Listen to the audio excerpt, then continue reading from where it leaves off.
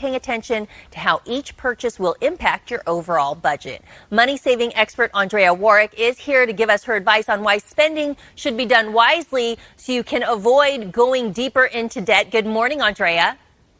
Good morning. Thank you so much for having me on today. Yeah, so explain this concept, revenge spending, and why is that a thing this year? You know, there's a big pent-up consumer demand to go out and spend. I think a lot of Americans have felt deprived over the last year. People just want to get out of their house. They want to go out to eat. They want to go on vacation. And they want to reward themselves for, the past difficulties we've all dealt with.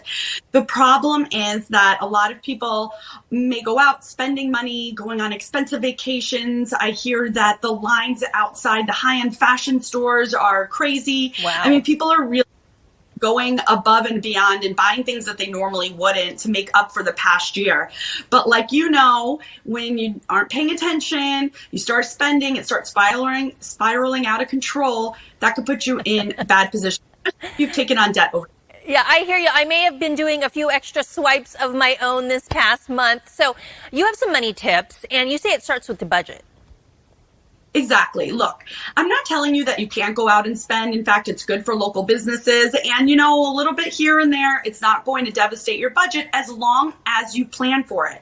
So that means finessing your budget a little. Take a look, write down all those fixed expenses and variable expenses, and then see how much extra money you have to put towards a revenge purchase, like a trip or dinner out. If you're coming up short, that may mean cutting back in certain areas. Were there certain expenses you took on over the last year that you really don't need? Maybe extra video streaming services, maybe you no longer need online tutoring, cut those out. One thing I do is if I'm planning a trip or maybe a dinner out with my husband, I may skip my household cleaning service that month. That gives me a few $100s to put towards the other purchases. And I don't mind spending a couple hours throughout that month cleaning up my own home. I mean, that's just an example, but there are different things move around in your budget. Yeah, no, that's a good example. Kind of cut back somewhere else so you can spend somewhere else. What else can we do? Because we all love a good bargain.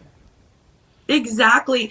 Another way to indulge in a little revenge shopping without blowing your budget would be to swat or look at secondhand items or secondhand sites. So first, check Facebook Marketplace or Facebook. They have buy nothing groups. You may be able to post things that you no longer want and then trade and swap with other people in your community.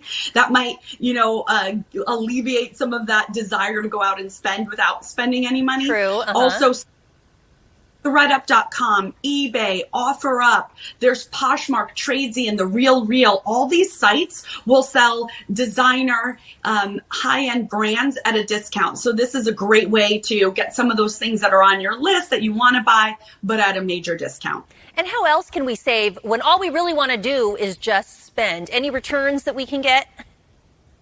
Well, one tip that I personally use is saving up your rewards from your credit card purchases and using that to indulge on a splurge. So, for instance, make sure that whatever credit card you're using, that you're getting maximum cash back. So look to see if there's any special bonus deals. You have to actually opt into your credit card reward program for those. Maybe you can get an extra 10% by shopping at a certain grocery store this month. Or maybe now is a good time to take advantage of a new credit card offering extra cash back. So we recently bought a new couch and I got the Chase Freedom card because I got an extra $200 cash back when I spent $500 in the first 3 months. That's always a good feeling. A great $200 right off the purchase of that new couch. And it was an easy way to save and stretch my budget. So I always recommend doing that. And any other tips on how we can maybe help ourselves slow down, because that urge to spend can be pretty instant and quick? Yes, right. Well, especially when you think about Amazon, it's so easy to buy with one click. Any retail app these days where you save your payment info and you save your shipping information and then they send you notifications when a new sale pops up, those are really tempting and that can lead to a lot of impulse purchases. So I always say to create some purchase hurdles to prevent those impulse buys. That would be turning off notifications on your apps, unsubscribing from emails from retailers that may be sending tempting sale notifications. Yes, and also we know those. Details. This way, the time it takes for you to find your credit card to enter the details, that may be enough time to make you realize I don't need this, and I'm going to just skip over it and I like save that yourself one. some money. Get in your own way. Make a hurdle.